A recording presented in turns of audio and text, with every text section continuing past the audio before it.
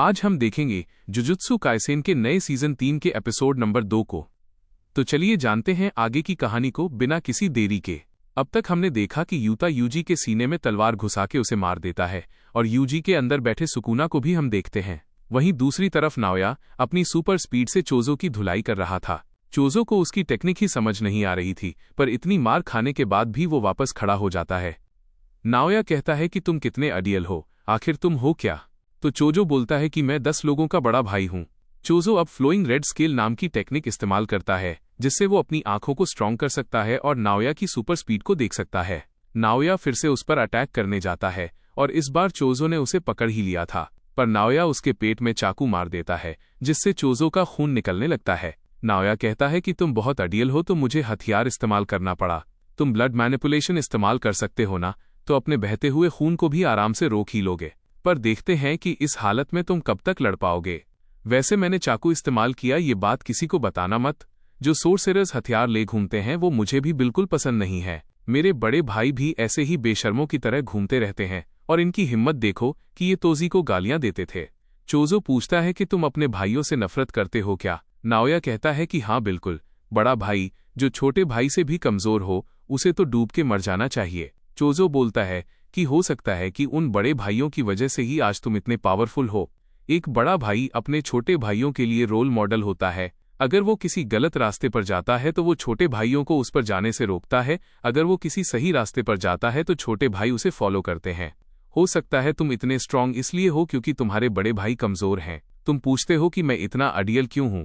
क्योंकि मेरा कोई रोल मॉडल नहीं है। नाओया की नजर नीचे जाती है कि चोजो का खून तो सब जगह फैल गया था। चोजो आगे कहता है कि भले ही मैं कितनी भी गलतियां करूं, मुझे अपने भाइयों से आगे रहना पड़ता है, इसीलिए मैं इतना स्ट्रांग हूं। तभी यहां पर खून की बाढ़ आ जाती है। नाओया को समझ नहीं आता कि इतना खून बहने पर भी चोजो जिंदा कैसे है। उसे पता ही नहीं है कि चोजो एक डेथ पेंटिंग वूम्ब है, जो कि कर्स और इंसान के बीच के हाइब्रिड्स होते हैं और ये अपनी कर्स्ड एनर्जी को ब्लड में बदल सकते हैं। जब तक इनके पास कर्स्ड एनर्जी है, ये खून बहने से नहीं मरते। नाओया चोजो के ब्लड से किसी तरह भागता रहता है, लेकिन अचानक ही उसके पैर जमीन से चिपक जाते हैं। जमीन में पड़ा खून ग्लू की तरह उसे चिपका देता है और फिर चोजो उस पर पियर्सिंग ब्लड से अटैक करने लगता है। नाओया के पास भी असल में अपने फादर वाली 24 FPS टेक्निक है, जिसमें वो 1 सेकंड के अंदर 24 मूव्स कर सकता है, लेकिन उसे पता नहीं था कि चोजो के पास सुपरनोवा टेक्निक है, जो उसने 150 सालों की मेहनत से बनाई है। इसमें वो टारगेट पर हर तरफ से अटैक कर सकता है। नाओया भी इसकी चपेट में आ जाता है। चोजो अब नाओया को जान से मारने ही वाला था, पर अचानक ही यूता उसके पीछे से आता है और एक मुक्का मार के उसे सुला देता है।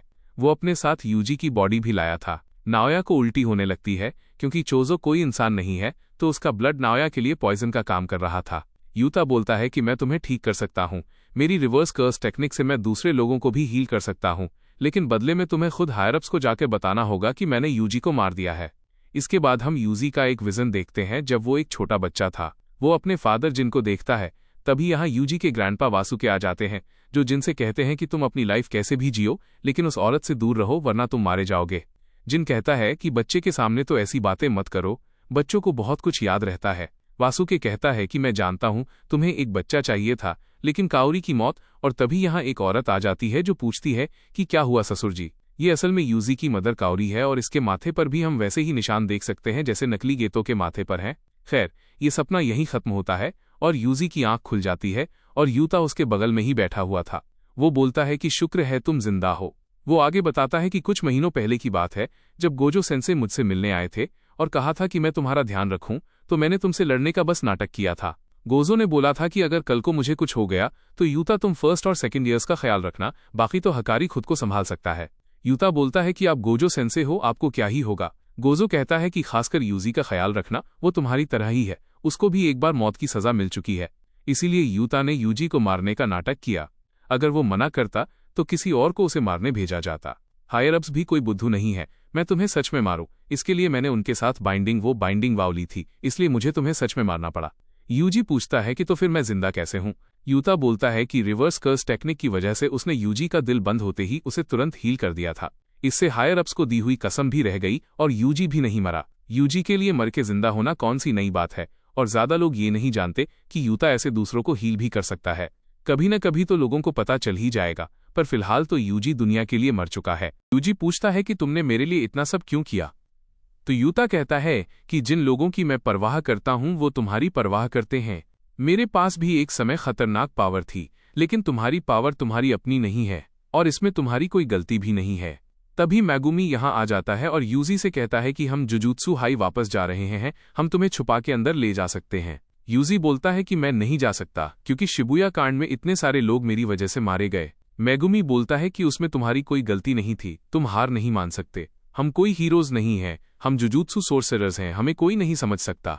हमें लोगों की मदद करते रहना होगा, ये साबित करने के लिए हमारा भी वजूद है। यूजी मन में सोचता है कि मैं तुम्हारे साथ नहीं रह सकता क्योंकि फिर तुम पर भी खतरा आ जाएगा। मैगुमी अब बोलता है कि मुझे तुम्हारी मदद चाहिए। नकली गेतो यानी कैंजाकू ने एक किलिंग गेम शुरू कर दिया है जिसमें जुजुत्सु सोर्सरर्स एक दूसरे को मार सकते हैं और इसका नाम है कलिंग गेम। और मेगुमी की बहन तुसुमिकी को भी जबरन इस गेम का हिस्सा बना दिया गया है, इसीलिए मुझे तुम्हारी मदद चाहिए। इसके बाद हमें कलिंग गेम के कुछ रूल्स बताए जाते हैं, जैसे सभी खिलाड़ियों को 19 दिन के अंदर इसमें एंटर करना है। अगर कोई रूल तोड़ता है तो उसकी कर्स टेक्निक को रिमूव कर दिया जाएगा, जिससे खिलाड़ी की मौत हो जाएगी। पार्टिसिपेट करने के लिए इन्हें कॉलोनी में आना है। कोई किसी को मारेगा तो उसे पॉइंट्स मिलेंगे। और भी रूल्स हैं जिन पे हम आगे बात करेंगे। यूजी अब यूता से कहता है कि सुकुना मैगुमी के लिए कुछ तो प्लानिंग कर रहा है। शिबुया में मुझे सुकुना की कई सारी फिंगर्स खिला दी गई थी, जिससे सुकुना ने मेरी बॉडी पर कंट्रोल ले लिया था। अब मेरे अंदर सुकुना की 15 फिंगर्स हैं। मुझे यकीन है कि अब सुकुना मेरी बॉडी पर कंट्रोल नहीं ले पाएगा, लेकिन अगर मैं कभी सुकुना बन जाऊं तो तुरंत ही मुझे मार देना। यूता कहता है कि ठीक है। यूजी अब मैगुमी से पूछता है कि अब हमें क्या करना है। मैगुमी बोलता है कि सबसे पहले तो हमें जुजुत्सु हाई वापस जाके मास्टर टेंजिन से मिलना है। उनसे पूछना है कि हम गोजो को फिर से आज़ाद कैसे कर सकते हैं और कैंजाकू आखिर क्या प्लान कर रहा है, कलिंग गेम में वो क्या करने वाला है। इन सवालों के जवाब मास्टर टेंजिन ही दे सकते हैं। यूजी पूछता है कि मिस यूकी को ये बात पता है क्या, तो मैगुमी बोलता है कि ये आइडिया यूकी का ही है, वो पहले से जुजुत्सु हाई में छुपी हुई है। यूजी बोलता है कि मास्टर टेंजिन के बैरियर को हम पार कैसे करेंगे। उसमें 1000 दरवाजे होते हैं जो घूमते रहते हैं और उनमें से कोई एक ही टॉम ऑफ स्टार कॉरिडोर तक ले जाता है जहां मास्टर टेंजिन रहते हैं। अगर हम सही दरवाजा नहीं चुनेंगे तो टेंजिन से भी नहीं मिल पाएंगे। अब यूजी मैगुमी से पूछता है कि नोबारा का क्या हुआ, वो ठीक है कि नहीं। मैगुमी कुछ नहीं बोलता और अपना सिर झुका लेता है, यानी नोबारा अब इस दुनिया में नहीं है, जो सुन यूजी को बहुत बुरा लगता है। तभी चोजो यहाँ आकर बोलता है कि उस बैरियर में घुसने का रास्ता मैं बता सकता हूँ। माहितो ने एक बार वहां से डेथ पेंटिंग्स और सुकुना की फिंगर चुराई थी, हम भी वही करेंगे। ये लोग अब जुजुत्सु हाई में आ जाते हैं जहां इन्हें माकी मिलती है, जो कि अब बिल्कुल ही अलग दिख रही थी क्योंकि शिबुया कांड में जोगो ने उसे जला दिया था। हेवनली रेस्ट्रिक्शन की वजह से उसकी बॉडी तो ठीक हो गई, लेकिन निशान रह गए हैं। यूकी भी यहीं थी। चोजो अब इन्हें बताता है कि स्टार कॉरिडोर के रास्ते में एक तिजोरी है जिसमें जुजुत्सु हाई अपने कर्स टूल्स और बाकी ऑब्जेक्ट्स को रखता है। उस तिजोरी में चोजो के 6 भाइयों की डेथ पेंटिंग्स रखी हुई हैं और अपनी टेक्निक से चोजो उनकी लोकेशन सेंस कर सकता है।